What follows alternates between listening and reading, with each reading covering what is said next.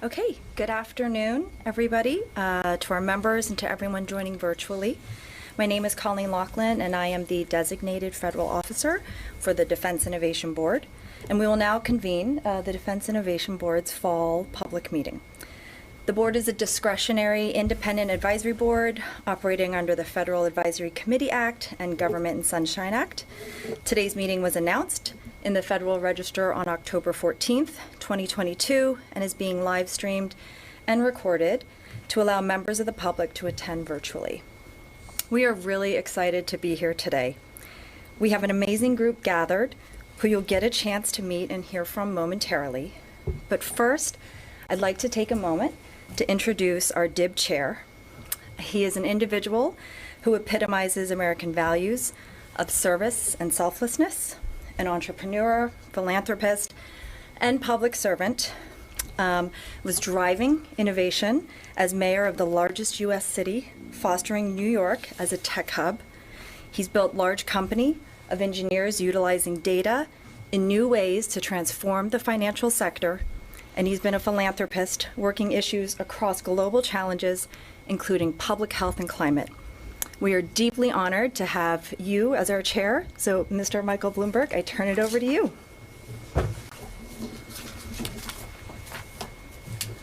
Well, thank you, Colleen, and hello, everyone, and thanks for joining us. Colleen, you were very nice in your introduction, and you read it exactly the way I wrote it, so it was perfect. Seriously, I know I speak for all my fellow board members when I say we're honored to have been asked to serve at such a critical time. The U.S. Department of Defense has built the greatest military force in the world, and it's always incredibly impressive to hear from Secretary Austin and his senior team, as we've done throughout the day today. There's certainly no shortage of challenges and opportunities facing them right now, and the department knows it. The world seems to be spinning faster and faster, becoming more complex and interconnected every single day. So adaptability and innovation have become increasingly critical to the Pentagon and to America's security and leadership around the world. Now, America's private sector leads in global R&D, as we know, and the private sector has a vital role to play in expanding our nation's capabilities. That requires not just new ideas, but also new partnerships that can better connect businesses, government, and academia. And those kinds of partnerships fueled America's leadership in the past, and we want the Department of Defense to continue embracing the kind of experimentation that can help it keep pace with the speed of the future. Also, we can build enduring technological advantages for our military and those who serve in it if we all work together.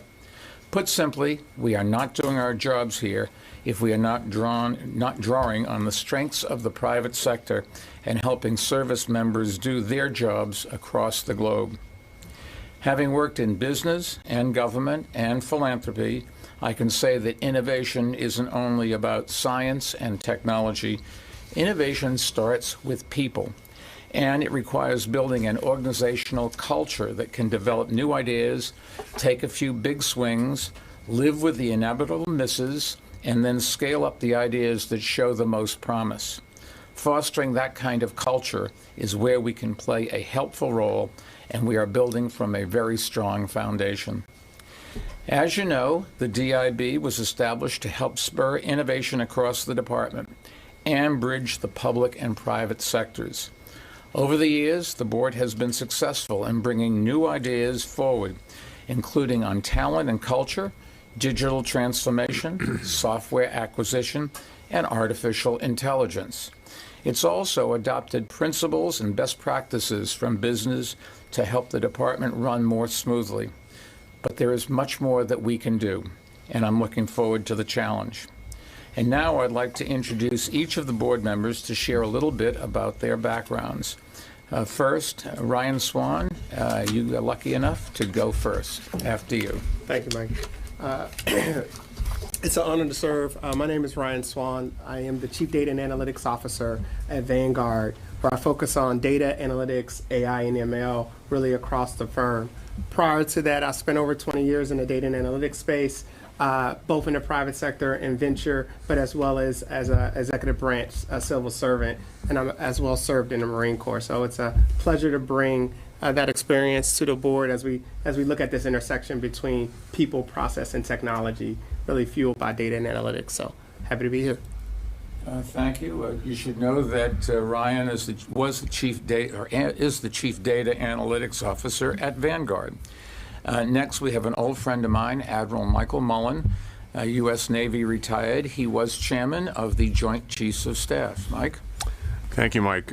Again, it's an honor for me to be here as well. It's the first time I've been back in the building in a serious capacity in actually in over 11 years when I retired. While I might be remembered for the time as chairman during 2 wars, actually before that I spent an awful lot of time in the acquisition world, in the budget world, and in the programming world. And there's a lot of work from an innovation standpoint that I felt needed to be done then, and clearly just after today's briefings still needs to be done.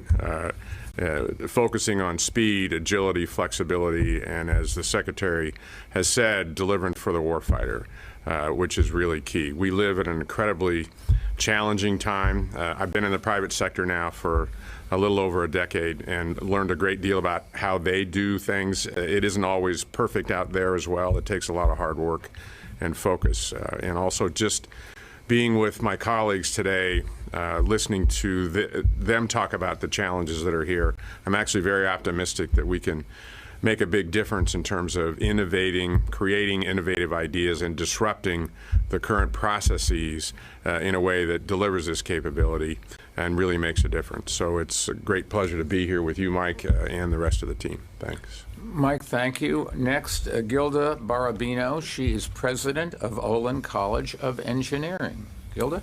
Thank you, Mike. As president of Olin College, we were established to transform engineering education through constant innovation and change. And we integrate engineering with liberal arts and entrepreneurship to solve real-world problems. I'm a chemical engineer by training. And I'm very much looking forward to serving on the DIB and bringing forth those insights to the DIB. Thank you. Thank you. Another friend of mine, Reed Hoffman, co-founder of LinkedIn and a partner at Greylock Partners. Thank you, Mike. This is a pleasure and an honor to serve on the Defense Innovation Board again. The previous experience, we've had a lot of different threads of very engaged conversation across the services, figuring out, as Mike mentioned earlier, software, AI, talent recruiting and deployment. And obviously, one of our parts of our charter is to look at what entrepreneurship, innovation in the commercial sector, and other things that are deployed, beyond the scope of the services that can help in the services missions. So it's a delight and an honor to serve again. Thank you. Sue Gordon, former Principal Deputy Director of National Intelligence. Thanks, Mike. I too am delighted to be here.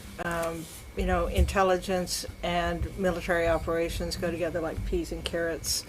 So it's a great chance to take my lessons and bring them here. Over the course of my career, I did everything from analysis to building systems to cyber operations to support operations. And so I understand that you need innovation across the entire ecosystem in order to achieve different outcomes.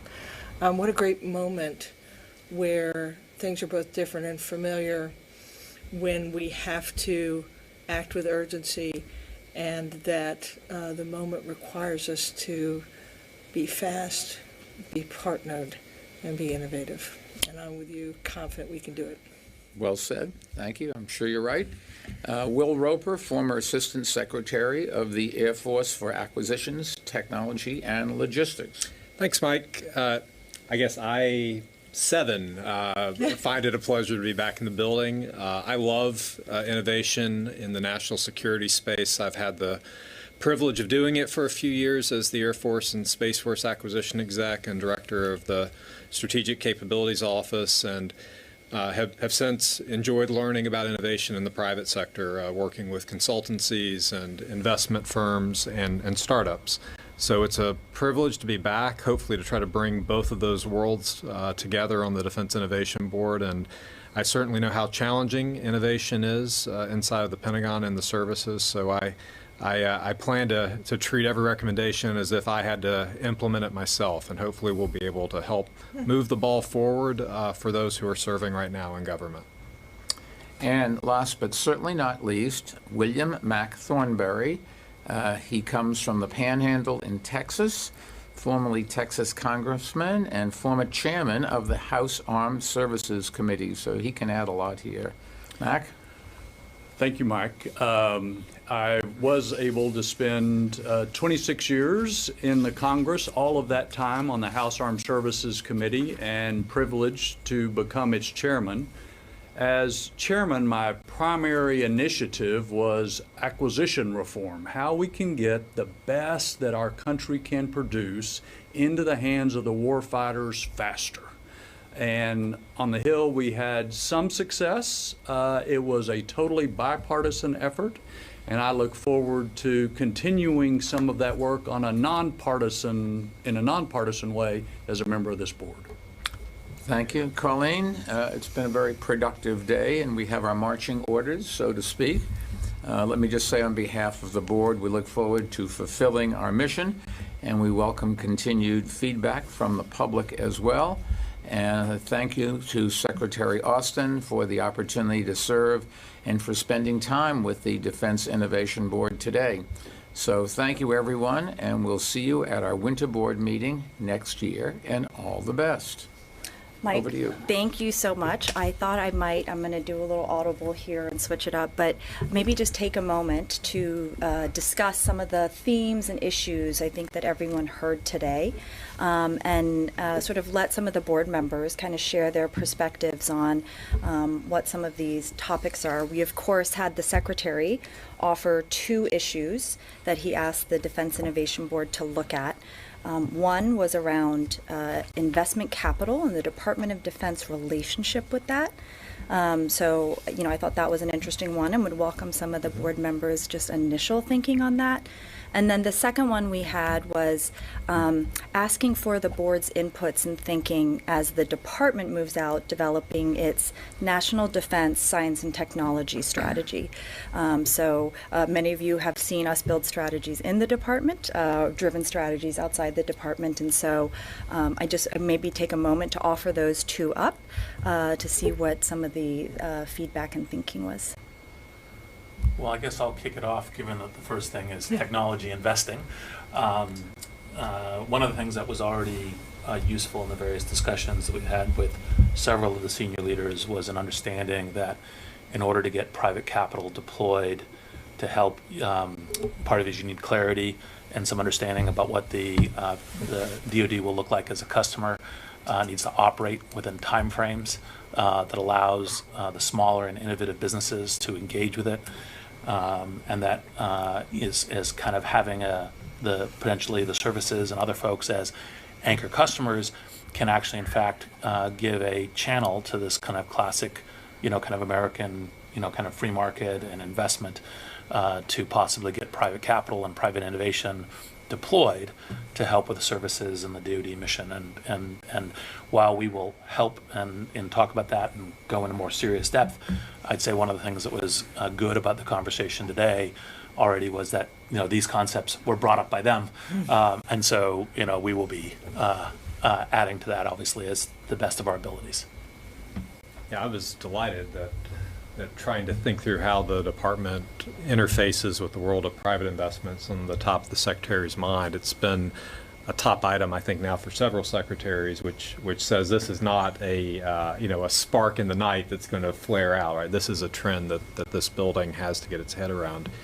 It's as simple as saying once incentives are aligned, that we'll work together between the .mil and the .com parts of the market, but aligning those incentives is challenging. Especially getting companies to recurring revenue, because that gets into how this building does business, including how it budgets for things, how it contracts for things. So it's a very insightful question because it's going to go very deep. But I'm an optimist in this respect. I see huge potential for innovation in the private sector. It's a way that we can help counterbalance the consolidation that we've had in the defense industrial base.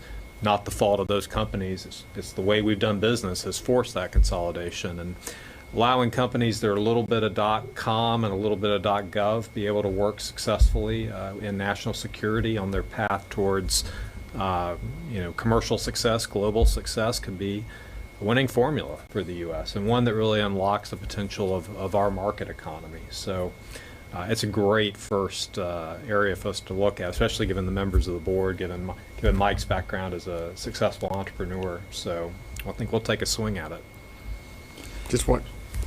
No, I would just add, and it needs to be kind of a broad look, because some of these may be dual-use technologies that can be commercial, as you were saying, as well as a military application. Some of them may be strictly commercial products that have military applications so that the government funds or government products can be used for other things. So looking at it kind of from a broader ecosystem, I think, and then the investment to follow that will be one of our tasks.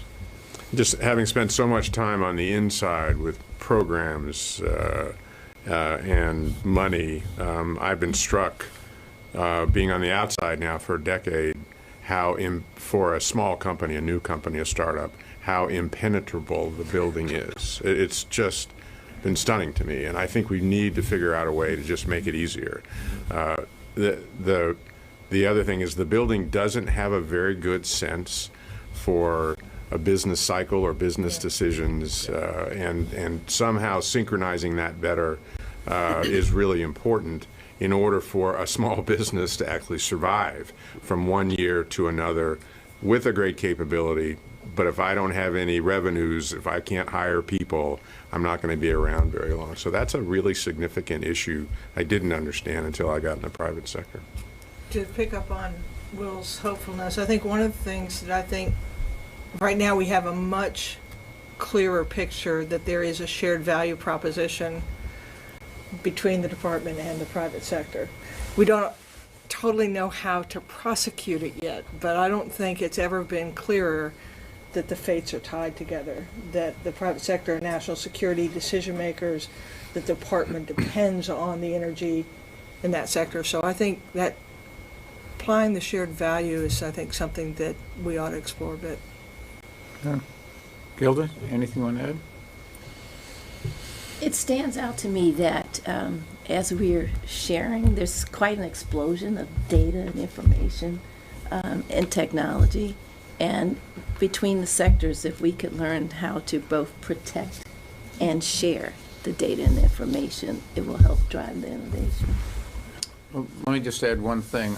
I think we mentioned it in the meeting with the Secretary of Defense, but the Ukrainian success at standing off the Russians is built on American technology, and the capabilities of weapons that were built probably from requests in this building and designs that they helped to further has just shown to be so much superior to anything the Russians had.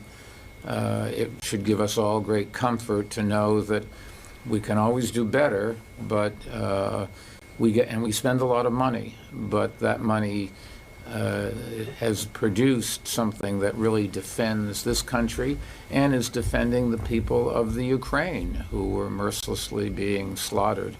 So all is not bad. It's that can we make it better and more efficient, and that's what we have a commitment to do, and we will. And we always need the public's help. So if you have any suggestions, send them along. Thank you. Absolutely. Members, any other comments or thoughts on some of the themes and topics today?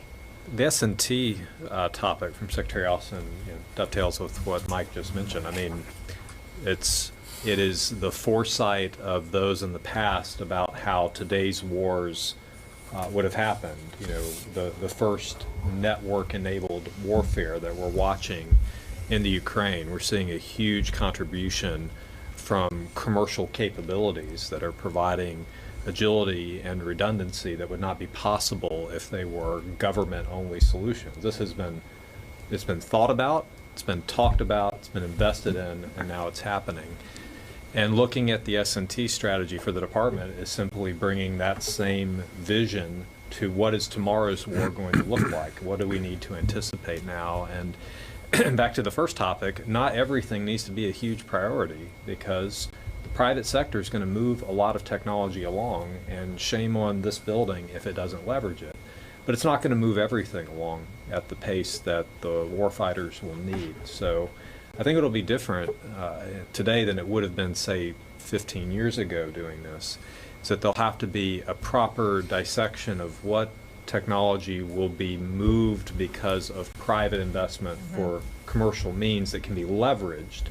And this building needs to be a fast adopter of it. And then what technologies will not be. And this building needs to be the investor and the accelerator itself. And if it gets that right, it gets the best of both worlds. Yeah, building on that, I think one of the things that the Secretary asked us to look at was how do we signal to the market that these are the things that we believe that we're going to need. This is what we see as a capability, so that when those technologies are built, we're able to do the part on the inside to actually get them to scale, right? That scale piece is also important. And then on like the talent side, when we think about workforce and think about preparing a warfighter for the future, whether it's cybersecurity workforce or advanced analytics workforce, how do those things apply to the warfighter of the future, so that we can build a more resilient, more capable force? Is something that we'll have to definitely look at. And one of the things on the science and technology side is, while it's obviously critical for the warfighter, critical for the defense mission, it's also useful to the entire country. I mean, the internet, where I've built my own personal career, started as DARPANet, right? And this looking forward about what are the science and technology of the future is something that matters to all of us. So I think it's a great thing that continues to be a forward-looking mission. And as we think about science and technologies, we tend, when it comes to defense, we tend to think of tanks and planes and ships.